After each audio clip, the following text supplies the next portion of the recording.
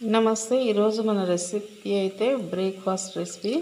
దీనికోసం అయితే నేను ఒకటి చిన్న గ్లాస్తో మినప్పప్పు అయితే నానబెట్టుకున్నాను. ఇంతవరకు అనమాట. మామూలుగా అయితే ఒక 150 గ్రామ్స్ ఉంటుంది. ఈ గ్లాస్ పావు కేజీ కన్నా తక్కువదనమాట. 150 గ్రామ్స్ అయితే నానబెట్టి ఉంచాను. ఒక 3 అవర్స్ నానితే సరిపోతుంది. అంటే ఇది గుండుపప్పు. అట్లానే ఇందులోకి అయితే ఇంకా జీలకర్ర ఒక 1/2 టీ స్పూను, అల్లము కొంచెం ఒక ఇంచు అల్లం తీసుకొని ఇట్లా ముక్కలు కట్ చేసుకోవాలి. ఒక 3 పచ్చిమిర్చి తీసుకున్నాను. ఇవి కూడా ఇందులో వేసి మిక్సీ పట్టేసుకోవాలి. ఇందులోకి ఉప్పు కూడా వేసుకుందాం. ఎప్పుడైనా సరే మనం వడ చేసుకునేటప్పుడు మామూలుగా అయితే జీలకర్ర వేసుకోవాలి. మిక్సీ పట్టేటప్పుడు టేస్ట్ అయితే బాగుంటుంది. అట్లనే అరుగుదల కూడా కదా, ఒక్కోసారి గ్యాస్ ప్రాబ్లం అయినట్టు ఉంటుంది. అట్లా రాకుండా జీలకర్ర వేస్తే బాగుంటుంది అన్నమాట. ఇందులోనే ఉప్పు అయితే సరిపడా వేసుకుందాం. ఇంకా నానబెట్టి ఉంచుకున్న మినపప్పు కూడా వేసుకుందాం ఇందులోనే. ఇప్పుడైతే దీన్ని మెత్తగా మిక్సీ పట్టేసుకుందాం. మామూలుగా ఇట్లా ఒక 3 గంటలు 4 గంటలు నానబెడితే కనుక పప్పుని మనం గ్రైండర్లో వేసి రుబ్బితే వడ ఎట్లా వస్తుందో అట్లా వస్తుంది. అంటే పైన క్రిస్పీగా లోపల మెత్తగా బాగుంటుంది అన్నమాట. అంటే కొందరైతే ఒక 6 గంటలు కూడా నానబెడతారు, కానీ అట్లాంటప్పుడు అయితే ఆయిల్ ఎక్కువ పీలుస్తుంది. కాకపోతే ఒక 3 గంటలు నానబెట్టినా సరిపోతుంది.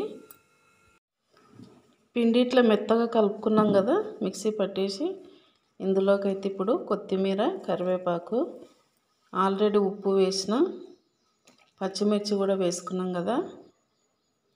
ఉల్లిపాయలు అయితే ఇట్లా సన్నగా తరిగి వేసుకోవాలి. కొంచెం ఉల్లిపాయలు ఎక్కువ ఉంటేనే టేస్ట్ బాగుంటుంది.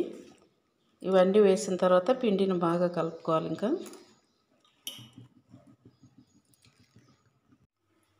ఇప్పుడు ఆయిల్ పెట్టుకున్నాం కదా, హీట్ ఎక్కింది. కొంచెం చెయ్యి తడుపుకొని ఇట్లా వాటర్లో వడ చేసుకోవాలి. ఇప్పుడు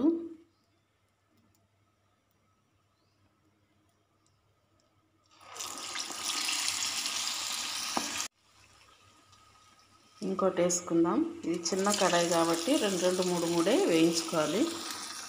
ఫ్రై అయినాయి కదా, రెండో వైపు ఇట్లా తిప్పేసుకుందాం. అంటే మామూలుగా కొంచెం చిన్నగా అయితే ఒక 4 వేసుకోవచ్చు. కొంచెం నేను పెద్దగానే వేసిన కాబట్టి ఇందులో 2 పడతాయి.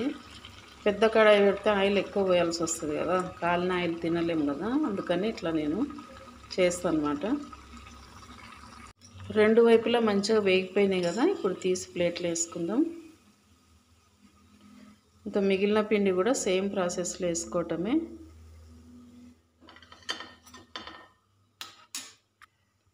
వడ అయితే బాగా క్రిస్పీగా వచ్చింది కదా, పైన క్రిస్పీగా లోపల గుల్లగా వచ్చింది. ఇందులోనే పచ్చిమిర్చి, అల్లం, ఉల్లిపాయలు అన్నీ వేసినాం కాబట్టి పచ్చడికి బదులు ఇట్లా సాంబార్ వేసుకొని తింటే కూడా బాగుంటుంది. ఇట్లా వేడి సాంబార్ వేసుకొని అందులో వడ చించేసుకుంటే కొంచెం నానినట్టు అవుతుంది కదా, తింటే టేస్ట్ అయితే చాలా బాగుంటుంది.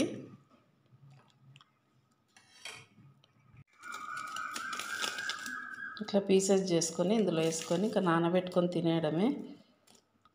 సూపర్ ఉంటుంది టేస్ట్ అయితే. పచ్చడికి బదులు ఇది కూడా చాలా బాగుంటుంది.